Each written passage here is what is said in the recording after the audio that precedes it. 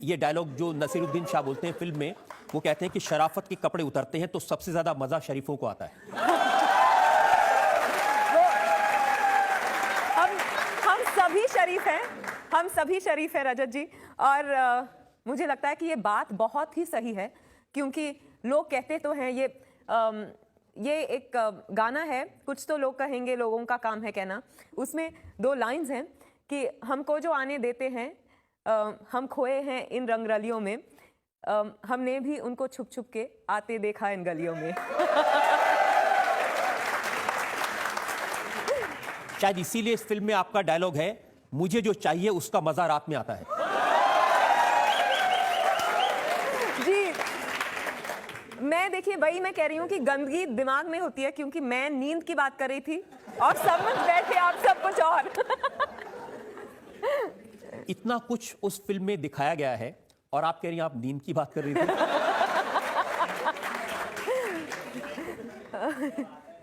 नींद हराम कर देने की बात कर रही थी। ये बात सही है कि इस फिल्म में आपने ऐसे ऐसे सीन किए हैं कि बहुत सारे लोगों की रातों की नींद उड़ जाएगी। मेरे ख्याल से सभी को दवाई लेनी पड़ेगी नींद की। इतने बरसों में जो आपकी इमेज बनी थी वो बर्बाद नहीं हो जाएगी ये सब देख के? नहीं, देखिए तालियों की गड़गड़ाहट कह रही है कि बिल्कुल नहीं।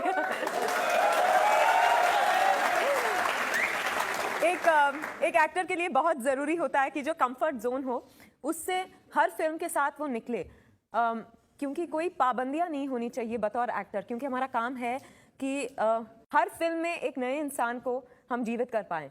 ये इंसान आपको सिल्क स्मिता में ही मिला था जो सेक्स सिंबल माना जाता था कि देखिए मैंने पा में विद्या का रोल भी किया, इश्किया में कृष्णा, सबरीना का रोल किया नो वन किल्ड जेसिका में। तो हर फिल्म में कुछ नया करने की कोशिश रही है और मुझे लगता है कि बदनामी का कोई डर नहीं। एज एन एक्टर लगता है कि लोगों को मेरा एक नया पहलू देखने को मिलेगा इस फिल्म में। कम कपड़ों में वो भी एक नया पहलू है।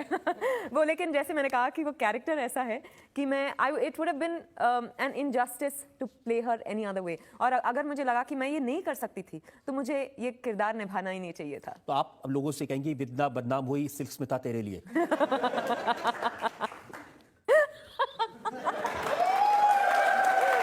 मैं कह रही हूँ आज का जमाना है ऊलाला का, बाकी सबको भूल जाओ। जिस जमाने पर ये फिल्म बनी है, बहुत सारी साउथ इंडियन फिल्म्स ऐसी फिल्मों में बनी थी। सिल्क स्मिता का आपको सिल्क का नाम दिया गया है, एक नायलॉन नलिनी थी उस जमाने में, एक कॉटन कमला थी उस जमाने में, एक पॉलिएस्टर पद्मिनी थी, एक रेयॉन रेवती थी, और अब डर्टी विद्या। एक शब्द है फिल्म उलाला में, बुम्बाट। सब मुझे बुम्बाट बालन बुलाने लगे आजकल। तो शायद ये अलग ही है, पर मुझे वेलक्रो विद्या ना बुलाए बस, वेलक्रो मुझे अच्छा नहीं लगता। लेकिन आपको नहीं लगता कि इस फिल्म में वल्गैरिटी दिखाई गई है कुछ ज्यादा? हमारी फिल्म की सिल्क जो है उसका ये चॉइस है, वो मानती है कि you like sex, I am sex, take it और लीव इट। बिकॉज कैरेक्टर का मानना ऐसा है कि सभी को ये पसंद है, फिर क्यों सबके सामने मुझे बदनाम कर रहे हैं और चुप चुप कर आप देख रहे हैं। तो यही है कि her attitude was that I celebrate my body, I celebrate my sexuality. इसमें कोई गलती नहीं है। आप तो ऐसे कह रही हैं जैसे ये रोल करने में बहुत मजा आया आपको। बहुत मजा आया, बहुत मजा आया। और मैं ये दावे के साथ कह सकती हूँ कि लड़कों को तो मजा आएगा ही, पर लड़कियों को ज्यादा मजा आएगा इस फिल्म में। बिकॉज रियलाइज होगा कि औरत, you know, if you respect your self, चाहे दुनिया आपको जिस नजर से भी देख ले, फर्क नहीं पड़ता। विद्या, आपने अपनी इमेज तो बिगाड़ने का काम किया ही है। फिर से। लेकिन मैंने ये भी सुना कि जो बाकी एक्टर्स हैं इस फिल्म में, आपके जो को स्टार्स हैं, नसीरुद्दीन शाह हैं, इमरान हाशमी हैं, उनकी इमेज का भी कबाड़ा हो जाएगा ये फिल्म आने के बाद में। वो मुझे मंजूर है। विद्या, ये कहावत है ना, हम तो डूबेंगे सनम तुम्हें लेके डूबेंगे। मैं वही कहने वाली थी। आपने मेरे मुंह की बात छीन ली। मैं अकेले क्यों डूबूं जब 3 को लेके डूब सकती हूँ। नसीरुद्दीन शाह इतने अकम्प्लिश्ड, इतने रेस्पेक्टेड एक्टर हैं, पहली बार सेंसर बोर्ड उनके सीन को काट रहा है, ये आपने क्या किया? हाँ, पर अगर आप औरत के बारे में बुरा भला कहेंगे तो आपके साथ वही होगा। उनकी नीयत इस फिल्म में औरतों की तरफ बहुत ही खराब है। पर उनका कैरेक्टर है और छोटी मुंह बड़ी बात होगी, पर उन्होंने बखूबी निभाया है। बहुत मजा आया उनके साथ काम करते हुए। एक वक्त के बाद तो मुझे समझ में नहीं आ रहा था कि सही में नसीर साहब कैसे हैं, ऐसे ही हैं कि उनके जो डायलॉग्स थे उन पर भी सेंसर बोर्ड को बार बार बीप लगानी पड़ी। मैंने सुना तो ऐसा है। 20 साल बाद नसीरुद्दीन शाह को डांस करना पड़ा और वो भी ऊलाला जैसे गाने पर। बप्पी दा ने इतने मजे के साथ ये गाना गाया है और श्रेया घोषाल ने भी। वो जो जोश होता था उन दिनों के, उस दौर के गानों में, वो इस गाने में वो लेके आए हैं। और जब मैंने ये गाना पहली बार सुना तो मेरा मन किया कि मैं नाच उठूं।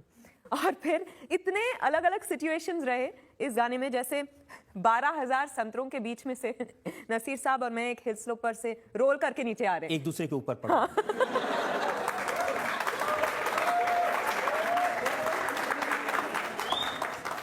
और मैं आपको बता नहीं सकती कि कितनी मुश्किल थी। मैंने आप बता रही थी और हमने एक सागर सीक्वेंस किया है जिसमें वो मेरा पल्लू खींच रहे हैं साथ। फिर हिम्मत वाला, जो मटकों के बीच, रंगों के बीच हम नाचे हैं, जो पोजेस वो लोग करते थे, जैसे एक में तो नसीर साहब ऐसे बैठे हुए, पीछे लेटे हुए हैं और मैं उनके ऊपर थी। पर ऐसे गाने हमने देखे हैं, 80s में ऐसे ही गाने होते थे। सारे उन्हीं गानों में से हमने सिचुएशन निकाल के इस गाने में डाल दिया है। देखिए, बप्पी दा ने बहुत मजे से गाया, आपने और नसीर साहब ने बहुत मजे से किया, लोगों ने मजे से देखा, लेकिन फैमिली एक साथ बैठ के उसको नहीं देख सकती। अगर आपके फैमिली में हस्बैंड वाइफ और 18 साल के ऊपर के बच्चे हो तो हाँ, सब मिलके देख सकते हैं। पर अगर 18 साल से कम हो तो अलग अलग देख लीजिएगा।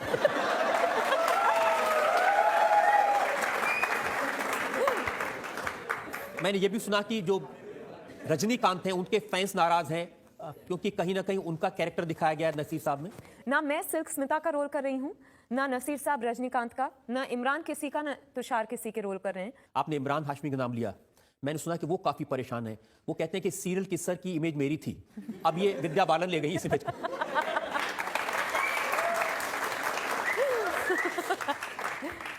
Let's say we are on par, ना वो आगे ना मैं आगे। आजकल औरतें मर्दों की बराबरी कर रही हैं हर मामले में। उनका कैरेक्टर महेश भट्ट से मिलता जुलता है जवानी के दिनों में। मैं उनको जवानी के दिनों में जानती नहीं थी वैसे। ना महेश भट्ट को, ना इमरान हाशमी को। मजाक कर रही हूँ। पर नहीं, जैसे मैंने कहा कि किसी एक इंसान की जिंदगी पर आधारित नहीं है, ना ये किसी एक इंसान से प्रेरित है। देखिए, सिल्क स्मिता के बर्थडे पर आप ये फिल्म रिलीज करेंगी, आपका नाम फिल्म में सिल्क होगा, कैरेक्टर सिल्क स्मिता जैसा होगा, तो लोग तो अंदाजा लगाएंगे ही। क्योंकि कैरेक्टर का नाम सिल्क है, हाँ, सिल्क स्मिता के बर्थडे पर रिलीज कर रहे हैं, पर ये महज कोइंसिडेंस है। इतना कोइंसिडेंस भी नहीं है जितना आप लोग प्लान कर रहे हैं।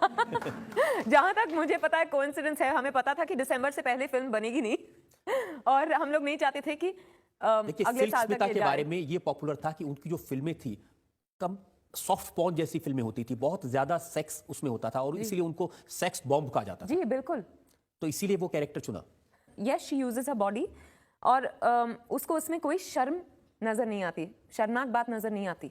मैं नहीं कह रही हूँ कि वो बेशर्म लड़की है, पर she takes it in her stride. उनके भाई ने नोटिस भेजा है, उन्होंने कहा कि इस फिल्म में सिल्क स्मिता को अश्लील तरीके से प्रेजेंट किया गया है। पहले तो मुझे लगता है कि बालाजी जो प्रोड्यूसर्स हैं उनका एक लीगल डिपार्टमेंट है, दे विल हैंडल इट, और उसके अलावा ये फिल्म उनकी जिंदगी पर आधारित है ही नहीं। जब वो फिल्म देखेंगे तब उनको समझ में आएगी। लेकिन आपसे कोई ये नहीं पूछता कि विद्या बालन, आप अच्छे रोल, परिणीता जैसे रोल करते करते, पा में अमिताभ बच्चन की माँ जैसा रोल करते करते ये किस रास्ते पर निकल गई, इश्किया और अभी डर्टी। अब मैं जवां हो गई।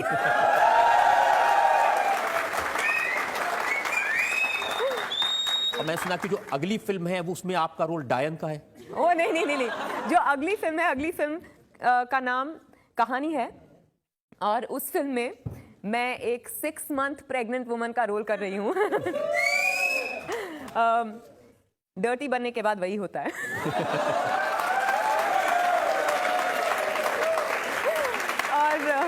अब विद्या, इतने एक्साइटेड ऑडियंसेस हमारे यहाँ पर हैं, अब इनके पास चलते हैं, अगर इनके पास में कुछ एक्साइटेड सवाल हो आपसे पूछने के लिए। जी बिल्कुल। जी हाँ, जो लोग पूछना चाहते हैं पूछिए। हेलो विद्या, हाय। ये सिल्क स्मिता का जो आपका कैरेक्टर है, इसमें और रियल लाइफ की विद्या में कोई क्या सिमिलैरिटी है? आप मेरी बात सुन ही नहीं रहे हैं, हाँ सिर्फ जी, मेरी बोलिए। तरफ देख के हंस रहे हैं।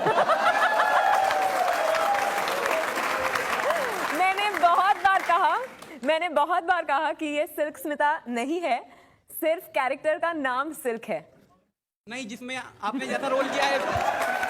फिल्में सिर्फ 3 चीजों की वजह से चलती है, एंटरटेनमेंट, एंटरटेनमेंट, एंटरटेनमेंट, और मैं एंटरटेनमेंट फिल्म।